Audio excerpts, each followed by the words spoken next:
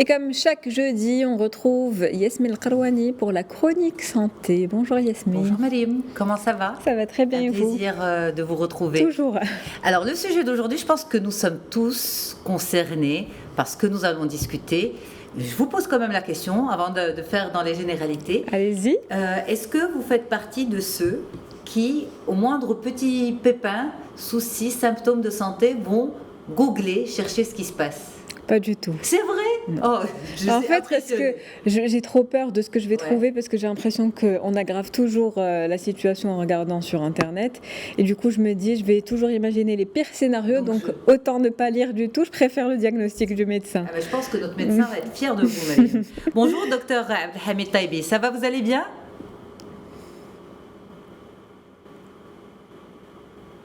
Bonjour, docteur. Je suis sûre que vous êtes fière de Maryam. Je crois que nous avons un petit souci, c'est ça? Moi, je vous Il est entends là. parfaitement. Bonjour docteur, je vous entends pas très bien. Moi, je vous entends parfaitement. Et là, vous m'entendez? Là, je vous entends très bien. Vous avez pu suivre notre conversation toutes les deux avec Maryam? Oui, en effet. Vous êtes fière d'elle? Oui. Elle rentre dans les normes des spécialistes, c'est ça? Exactement ça. Absolument. Alors, vous, en tant que médecin, vous en pensez quoi? Certains parlent carrément actuellement de cyber-hypocondrie, c'est-à-dire justement cette tendance surdimensionnée qu'ont les gens à aller chercher absolument sur Internet le moindre petit symptôme, au point de développer carrément une forme d'hypocondrie liée au digital. Alors, diagnostic en ligne, est-ce que c'est de vraies infos ou plutôt des intox, docteur? Écoutez, on voit beaucoup en consultation des patients qui checkent leurs symptômes sur Internet, qui des fois ont des diagnostics erronés et qui viennent, on va dire, ils sont presque convaincus que leur pathologie est autre que ce qui est en vrai. Et à ce moment-là, il faut savoir discuter avec son patient, le rassurer tout d'abord, lui expliquer qu'il n'y a pas de tableau clinique typique. En médecine, on va pas dire que c'est pas une science exacte, mais les symptômes diffèrent d'un patient à l'autre. Et à ce moment-là, c'est un médecin qui, à travers un interrogatoire, on va dire poussé, un examen clinique, etc., qui pourra poser le diagnostic. Et voilà. Alors, dans l'absolu, est-ce que Internet a quand même chamboulé la relation patient-médecin? Puisque nous avons, nous, les patients, accès à une information qui était avant principalement, justement, l'apanage des spécialistes. En quelque sorte, oui. Comme je vous ai expliqué, généralement, les patients ont tendance à googler, on va dire, si on peut dire ça, leurs symptômes. Et généralement, le diagnostic n'est pas précis. Comme je vous ai dit plus tôt, un diagnostic, c'est un faisceau d'arguments, c'est un interrogatoire, c'est des symptômes, etc. Et généralement, sur Internet, on a un tableau X qui ressemble à une pathologie X, mais ce n'est pas du tout comme ça que ça se passe en médecine. Généralement, des patients qui ont tendance à chercher sur Internet, c'est des patients plutôt compliqués à convaincre. Et donc, même après une première consultation, généralement, ils ne sont pas du tout convaincus. Ils vont voir un deuxième patient, un troisième patient. On ne va pas dire que ce n'est pas bien. Des fois, ça rassure quand vous avez des symptômes qui durent une ou deux journées. Mais sinon, il vaut mieux de voir un médecin parce que le diagnostic va être précis. Il aura des arguments en faveur du diagnostic qu'il a posé. Alors, en même temps, la plupart des études sont contre justement ce type de pratique, c'est-à-dire des conseils en conclusion aux gens d'aller googler des infos scientifiques et médicales sur Internet. Mais une étude récente d'Harvard qui a concerné plus de 5000 personnes conclut que finalement, c'est pas plus mal que ça.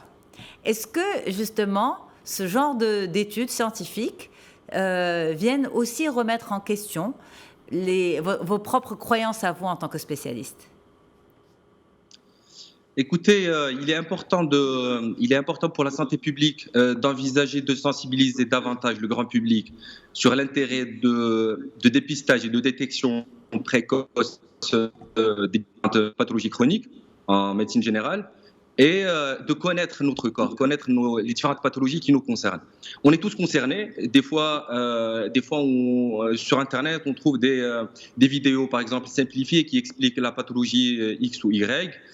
Mais on ne se sent pas du tout concerné. Le jour où nous avons des symptômes ou un proche a ces symptômes, il est préférable qu'on ait déjà une idée, savoir les différentes présentations. Et pour ça, il y a plusieurs médecins sur Internet qui justement essaient de simplifier la chose, d'aborder les différents aspects. Docteur, avant d'arriver à ça, justement, aux médecins qui sont sur Internet, je voudrais quand même savoir ce que vous pensez. Alors, avant, ce n'était que Google, ce n'était que des textes. Aujourd'hui, on a l'intelligence artificielle aussi, on a ce fameux chat GPT. Vous en pensez quoi? Certains spécialistes scientifiques disent justement que ce chatbot est sur le point de remplacer les médecins. Est-ce que vous pensez que c'est possible ou bien c'est simplement du sensationnalisme? Vous savez, nous, médecins en consultation, on voit deux patients avec les mêmes symptômes, mais avec des diagnostics complètement différents. La médecine ne pourra jamais être remplacée par l'intelligence artificielle, tout simplement parce qu'il y a ce savoir-faire, il y a cette expérience, c'est beaucoup d'années d'études, beaucoup d'années de pratique et de stage. Il y a cette main de médecin et il y a cette, on va dire, cette sensation de déjà-vu d'un patient à l'autre. Vous avez une sorte d'expérience et à ce moment-là, vous pouvez avoir deux patients qui se ressemblent sur la présentation, on va dire tout ce qui est symptômes, etc., mais avec des diagnostics complètement différents. Là, à ce moment aussi, il faut dire que les diagnostics peuvent se ressembler. Les tableaux cliniques peuvent se ressembler, mais on ne pourra jamais donner un diagnostic précis avant une consultation spécialisée ou avant des examens complémentaires. Avant de rencontrer physiquement justement le médecin. D'ailleurs, vous avez, avec un collectif de médecins, mis en place une structure pour répondre aux gens, pour répondre justement à ces défaillances d'Internet, pour que les gens n'aient pas n'importe quoi comme information. J'imagine que ça ne remplace pas une vraie rencontre physique entre le médecin et le patient, un vrai diagnostic clinique. Mais ça veut dire quoi pour vous, cette plateforme? Qu'est-ce qu'on peut y trouver? Alors, pour parler de cette plateforme, on va parler de l'idée tout d'abord. En pratique, on voit beaucoup de patients consultés à des stades avancés, voire même stades de complications, par manque d'informations. Et chez qui une sensibilisation efficace aurait changé l'évolution des choses. Donc c'est de là qu'on a eu l'idée, on a opté pour les médias sociaux, parce qu'on sait tous que tout le monde, on va dire, a accès à ces technologies. Donc par le biais d'Orthocare24, c'est une page Instagram qui présente en dialecte, donc Darija, et de façon très très simplifiée, des fois à travers des vidéos courtes de 120 secondes ou même des affiches simplifiées, les différentes présentations, que ce soit de niveau symptômes, les facteurs favorisants, comment faire pour prévenir, au cas où on est atteint, comment faire pour retarder l'évolution de la maladie. Et aussi, nous avons le grand public, des gens qui viennent poser des questions, des fois parce que peut-être ils ont vu des choses qui ressemblent à leurs symptômes ou parce qu'un proche a déjà eu la pathologie X et il demande comment faire pour justement prévenir son développement. Entre l'info que vous présentez et ce qu'on trouve habituellement sur Internet? Généralement, quand vous cherchez sur Internet, c'est une information qu'on essaye de coller une réponse à votre question. Nous, ce que nous faisons, c'est que c'est des présentations, généralement, c'est des vidéos, et qui donnent, on va dire, plusieurs présentations. Ça veut dire, par exemple, si la pathologie, on va dire, X a 4-5 symptômes qui sont, on va dire, les plus fréquemment retrouvés chez des patients, bon, on peut vous dire que ce symptôme, par exemple, il va survenir, par exemple, à telle heure, il est calmé par exemple, le repos, il est aggravé par l'effort, ou sinon, on va parler de facteurs favorisants et dire que, par exemple, si vous avez quelqu'un proche qui est atteint de cette pathologie, pathologie, vous avez un peu plus de chances que la population normale de l'avoir vous aussi, mais que ce n'est pas automatique. Il faudra juste faire attention, aller chercher, voilà. Et on va dire accompagner le patient jusqu'à ce que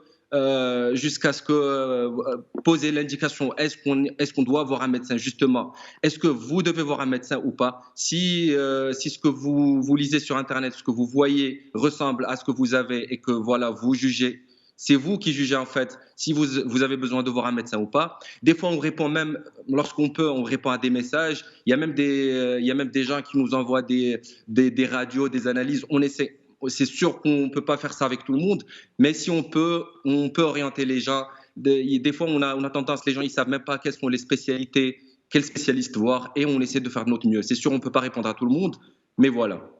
Eh bien, merci beaucoup pour ces explications, docteur Abdelhamid Taibi. Merci d'avoir justement de contribuer aussi à ce point, à ce dernier point que vous avez abordé, qui est lutter contre l'errance médicale. Ça, c'est aussi un sujet très très important qu'on pourra discuter prochainement. Maryam, merci infiniment pour cet espace. C'était un plaisir.